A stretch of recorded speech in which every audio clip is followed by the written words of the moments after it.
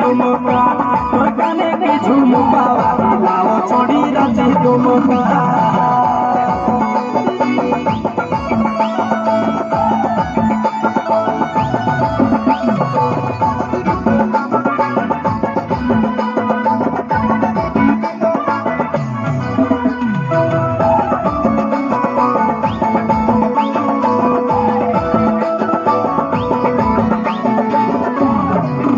लपक चले छोड़ी चाल कटोरी नागे होठ हो रसीला तोहर गाल गुला गुला के